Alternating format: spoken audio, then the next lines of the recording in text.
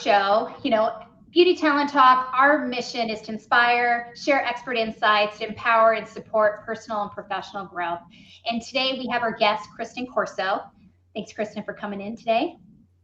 Thank you for having me. I'm very excited to be here because this is one of my absolute favorite topics. So Kristen is a marketing executive gone AI integration expert.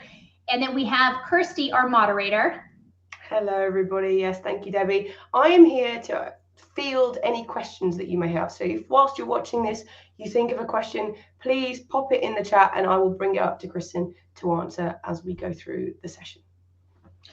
So Kristen, you and I have had many powwows about AI. I text you, I'm looking at this program, and I've really enjoyed our conversations. And I'm excited for this conversation today because I think that there is so much opportunity here for professionals to elevate their AI or get on board with the AI, because this is the future of pretty much every role. So we can let it complement us and help us become more successful and continue to make us competitive in the job market. So I'd love to start off a little bit about your journey with AI and how this has kind of evolved your skill set. Sure. So my AI journey started a little over 2 years ago. And honestly, that's partly because I'm always chasing the latest tech tools because I'm slightly obsessed with productivity. But I became very fascinated and then started committing all of my free time to learning AI systems, which was always during nights, weekends, because I also worked a very full-time job and I have 2 young kids. But I knew that for my career and for my life and for my productivity, I needed to understand how to leverage these tools to their fullest potential. But I also came across a message early on from one of the leaders at Microsoft that really put AI into perspective. And that was really that he talked about how there were a couple different events that had totally changed the way we work and we live. Mm-hmm. And those events were the invention of email and the internet itself. Mm-hmm. And that changed everything, right? That changed our approach, that changed the workforce. And then came the smartphone. And that also shifted how we do everything. And AI is expected to cause an even greater shift than both of those events. Which is massive. Totally, incomprehensible. Yeah. So as someone who's always worn many different hats in my role too, as marketing, product development, innovation, leading teams, efficiency is really critical for my success.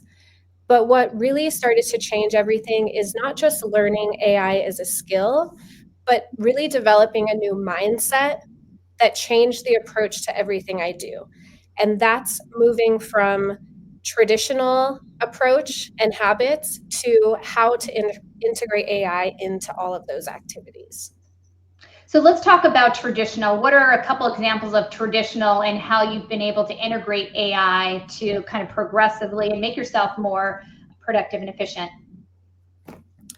So let's take meetings, for example. A lot of busy executives spend a lot of time in meetings. Mm-hmm. We all scribble down notes and probably don't get back to them for a few days, a week, etc. Then we have to take the time to draft a follow-up email, remember everything that went on. Mm-hmm. So AI note takers, for example, or using transcription features during meetings and then taking those transcripts into an AI tool and asking for any dates that were mentioned, an executive summary of what happened at the meeting, and then creating an action list, including who owns that action so that I can leverage that better with my teams and make sure that our meetings are more effective.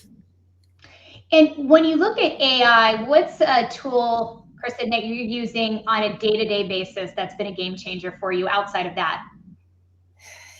So I use a lot of different tools, but primarily my main go-to tool is Perplexity. So I love that platform because it cites all of its information. So if you want to know where the information came from, make sure it's factual, you can click through to the citations. And then it also has access to all the latest LLMs from the big companies. So you have your ChatGPT models built in, your Claude models built in, and then some of Perplexity's own models as well. Oh, very great. That sounds like a great resource. So I also want to talk about AI and how it's evolving different jobs. You and I have also discussed the challenge of the job market and how I do feel that AI can really give some folks a competitive advantage. What type of jobs do you see being created to support the AI technology? Well, there's a lot of mixed feelings about AI in the workplace. So some people are excited, some people are unsure, and there's some fear too. But really what I'm seeing and what a lot of AI leaders are saying is that AI is creating entirely new categories of roles and also resetting the expectation for what makes somebody truly valuable in the workplace.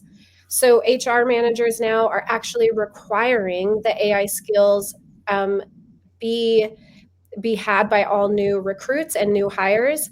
And many of the new roles we're seeing develop at companies aren't purely technical, but they do require knowledge of the business and the industry. So a lot of these new roles mean that the best people for these roles are already within the organization. And this helps to create a unique and somewhat unexpected career opportunity for current employees. But I think the really exciting part is that AI is the great equalizer. So now it's really about identifying individuals who have the desire and are willing to develop a new skill set through continuous learning and application of AI. And for those people, anything is possible. So it's no longer just about what's on your resume. So for those who want to, maybe they're using ChatGPT, they're comfortable with some of the basics. What do you recommend for them to scale that up to become more competitive and to be considered, more of not an expert, because I think that everybody's still learning this technology, to have a competitive advantage, whether they're employed or unemployed, and say that I've gained AI, and what does that look like? So I think you can always do more to master your prompting skills, and the output always depends on the input. Yeah. So, and that is constantly evolving. So get good at that. And then really, if you have chosen, ChatGPT as your primary AI platform, then press all the buttons, like know what it can do. You also want to really make sure that the settings apply to the type of role and the type of responses that you're looking for. So there are adjustments that you can make to help train the model and get the outputs that you need.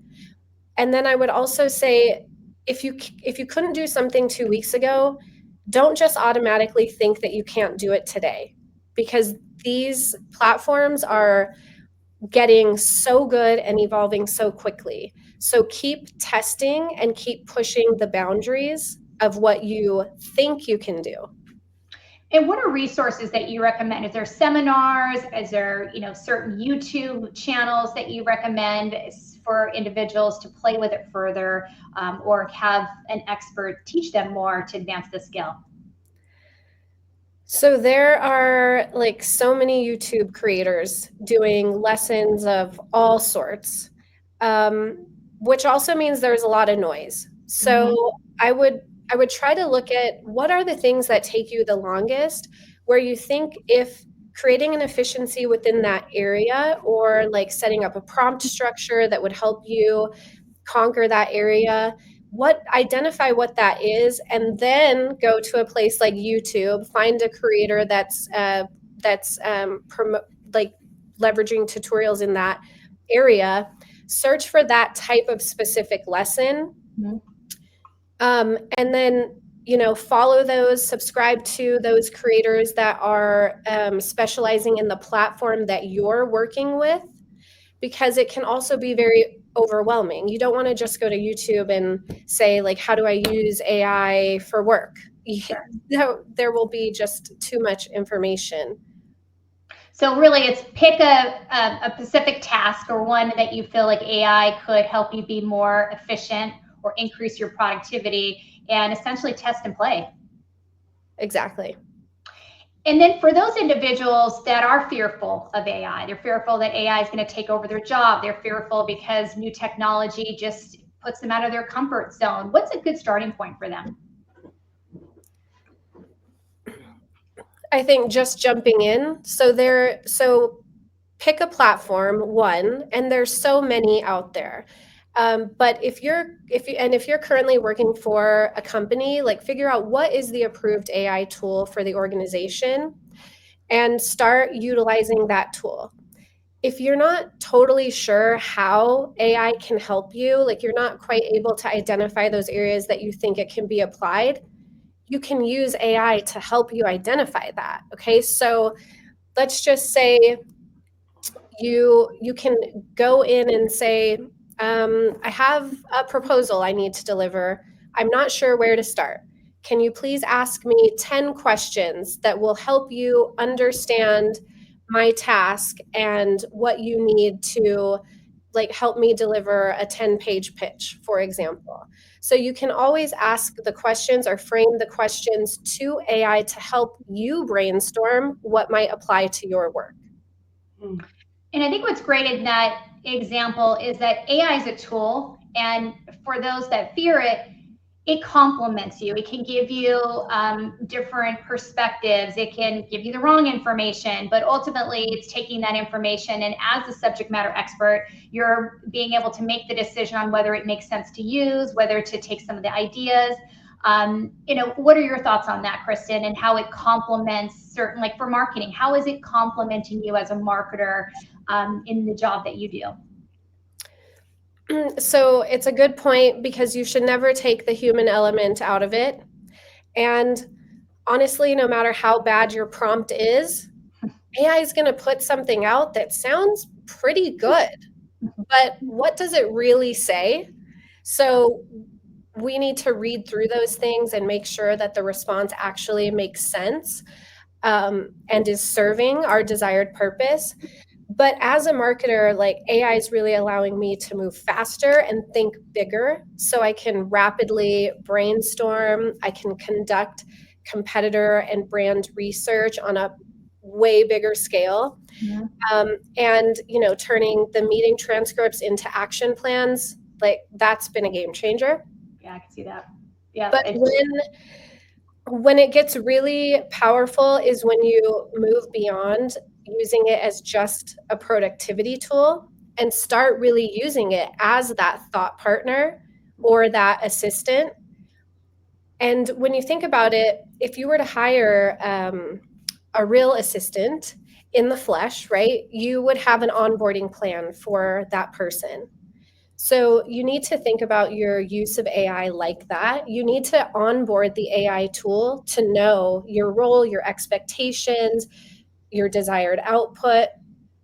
And that's how it can become more effective at assisting you and working alongside you in your day-to-day.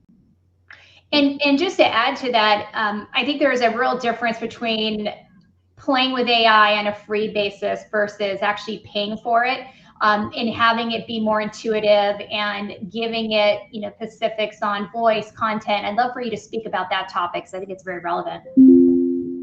Yes, so really, and there's so many AI tools out there, and there are a lot of free tools, but nobody should be using free tools. No, whether work or personal, your data is on the line, right? So you no longer own that data. So you want to make sure you're in a paid environment no matter what. Those do offer more security. And then, of course, if you are working for an organization, make sure that you're leveraging their tools. And we talk about actionable items. What are some actionable items that you can provide the audience to continue to embrace and leverage AI to remain competitive? So really, I would say, again, like commit to one tool. Mm-hmm. Because it's so easy to start chasing trends or get distracted by AI overload.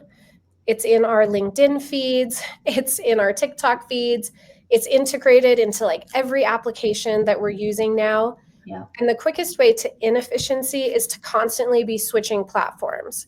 Because again, once you're paying for a platform and you've selected a platform, you are training that platform so it knows how to better serve you. Sure. Also, using the voice dictation is a really great feature within the tools. So we're looking for efficiency, right? So now typing is too slow. I'm just going to talk. And also download the apps into your phone, because you can press the voice feature and just have a live conversation. You can have a back and forth while you're doing anything, while you're getting ready for work, while you're driving to work, and then you can go to your desktop and then just reopen that thread to continue working.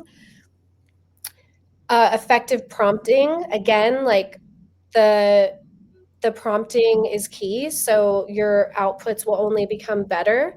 And then one effective tip for that is just always try to assign a role to the AI. So for every prompt, tell AI what role it's playing. So you are a product developer, you are a supply chain expert, or you are a marketing manager, for example. Mm-hmm. And then I think really the biggest actionable item I would tell people is don't wait for somebody to create a training plan for you. Figure it out on your own, right? Yeah. Like, see what's taking you longest, see where you think you can leverage AI. Go to YouTube, right? There's no excuse not to teach yourself today. Yes. And also, don't wait for your employer to be able to come up with a training model for you too. These things are moving so quickly. Yeah. The time to just jump in is now. And also, when you do go to YouTube and you find those lessons that you want to take and learn, don't watch the video. Take the YouTube link into AI and ask it to give you the key takeaways and the actionable strategies from the video. I've never thought about doing that, but I love it. Have AI help teach you. Yeah. Now, I'm curious on a quick follow-up question. When you prompt AI, I may say, you're wearing a sales hat, or you're, the supply chain expert. What is the purpose for that, and how does that feed, the right information or additional support for that specific skill set? It helps make it a little bit more specific, right? So it's already incredible that we can just use our natural language to prompt these models and get such incredible output. But just like communicating in real life, like the more precise, the more structured you are, the more information you give, the more likely the person you're talking to or the machine you're talking to is to be able to understand you. So giving it that role, you're defining how it should think. So you're already giving it, this is how you should approach this with this type of thought and this type of information. So that's giving it the context that it needs to perform better, instead of looking at it like a generalist or leaving it to AI to figure out how to go about the response. And when you think of the beauty industry, it's evolving. Trends are constant, or we're always trying to be one step ahead. How does AI help you as a marketer be one step ahead and kind of leverage that information at your fingertips? Well, now with AI, we have access to so much data.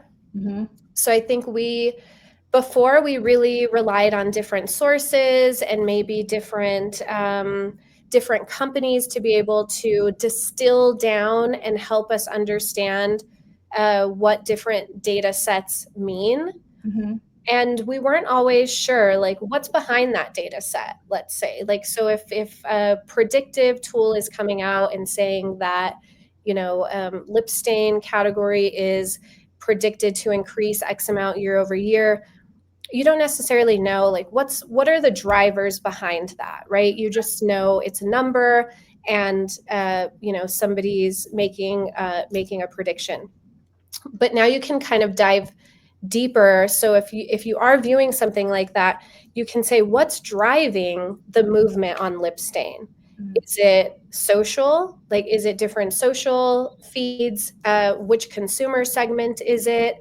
So you can really understand from a broader perspective the insights that you come across by diving more into those and being able to do things like deep research into those topics so that you can understand the market better in order to make better decisions on how you're going to approach the market. It just sounds like when we're in an economy now where brands are fighting for every dollar, and every dollar you spend needs to have a return on investment for the most part, that it's such a critical tool to use to really validate these ideas and make sure that it makes sense for the brand or the consumers that follow that brand, etc. So certainly fascinating tool, and I think one many of us can jump on and start using. Yeah, exactly. And you can even put your own ideas back in. So like, let's say you brainstormed this great campaign or product concept. You can then start a new thread. And I would also say that's like a pro tip. Start new threads. Don't commingle information within the same thread. And if a thread like stops giving you the right output, just like abandon, start new. But you could start a new thread, and then you could try to, so you've brainstormed on one, then start new and try to critique your ideas, or critique your ideas from the perspective of your target audience, for example. So it kind of takes your opinion, right? Like your brainstorming, and makes it more strategic. Excellent. I appreciate you sharing that. So let's talk real quickly. I'm going to pause for a moment, and I do want to share some details on our next episode. So next month, we are going to be featuring Angela Bennett. She's a beauty executive coach. She's returning. And the topic that we have at hand, and it really falls into today's employment market, in employment market is the beauty industry is resetting, and we've seen more changes with companies and more executives be put back in the market. They've never had to do an active job search, or it's taking executives longer to find the right job opportunity. And everybody's really still playing off of the same old playbook. And so Angela has developed a modern playbook for today's job search that she's going to detail, that I think can really help redirect, give you confidence and a different approach to candidates that are applying endlessly on LinkedIn or other job sites with crickets and no responses. So we're excited to have her featured next month. That'll be last Thursday of the month at 12 o'clock, so September 30th, and we look forward to you joining. So one of the questions, Kristen, that I always like to ask is, when building a team, what are the attributes that you look for in candidates during the interview process? So that has totally changed for me, because I'm no longer looking for what's on their resume or in their past experience. I'm now looking for curiosity, courage, and commitment to growth. Because if someone's willing to learn, they can adapt to nearly any job. So I'm looking for people who aren't trying to put a finish line on their training. They're open to evolving again and again. And agility is mattering more. Interesting. And when you're going through the interview process and you're looking for these intangible skills, Kristen, how are you evaluating? I mean, not everybody is on the AI bandwagon. I think that we're continuing to see growth. I think that people are getting more comfortable. They're spending investment in time. What is your recommendation with AI specifically on how that can be incorporated into showcasing in an interview, showcasing it on the resume, LinkedIn, etc.? So I think, again, like, you're looking for that characteristic. So, I mean, somebody could list AI as a skill, I suppose, but even if they don't have that, if they have a history where maybe they were promoted into a role because they adapted quickly and they learned from their manager or they learned from their peers, and they had this desire to figure out this new system, or they had the idea to implement a new system or saw a better way to approach things. Those are signals of the type of people that could come in, and you could say, if you're willing to learn, we'll give you the tools, and then they could really evolve quickly into these roles. Excellent. Thank you for sharing that. And Kirsty, I believe we want to go over our yeah, so there's just, I mean, there's been a lot that you've given today. You've mentioned a couple of things as well. And sometimes when people watch the show, it can get overwhelming if there's, you know, a lot of information. And I think we always do the top tip, the one thing that somebody takes away from this, if nothing else, they take this. And it's something that you've mentioned on numerous occasions throughout almost every single answer. And it's this, it's commit to one tool. So is that what you would recommend people do? Yes, definitely. Commit to that tool, and look, it's moving fast, but that doesn't mean you need to master things overnight. I would also say, if you're actively working in a role, right, or even if you're not, be transparent about using AI. Teach other people how to use AI. That's how you start to get ahead in your role and even in the job market. If you say, I think I can successfully apply AI to these types of responsibilities that are listed in the job description. If you can start to be known for somebody who can properly leverage AI, that's really an incredible position to be in. Yeah, Kristen, and I do, and I think that you actually fall into this, is somebody that can advocate, and this has created a really unique career path for yourself and in currently what you're doing. Would you say that to be the case? That is the case, yes. Yep. So if you could be a pioneer ahead, it's just a great example of creating a very unique job and creating a very strong competitive advantage in your own skill set. Right. Okay. I would say too, you know, go to your boss, like ask, you know, if you can test AI. If you think there's an application, say, I'd like permission to approach this with using AI. Can I take a look and bring back my findings? And that can be a really unique way to set yourself apart too. Wonderful. Okay. All right. So unfortunately, it's that time where we've come to the end of the show. So Debbie, do you want to do your thank yous and send us off? Absolutely. Well, thank you everyone for joining. We hope you found value in this conversation and that it empowers you and gets you excited to start exploring AI. Have a great day.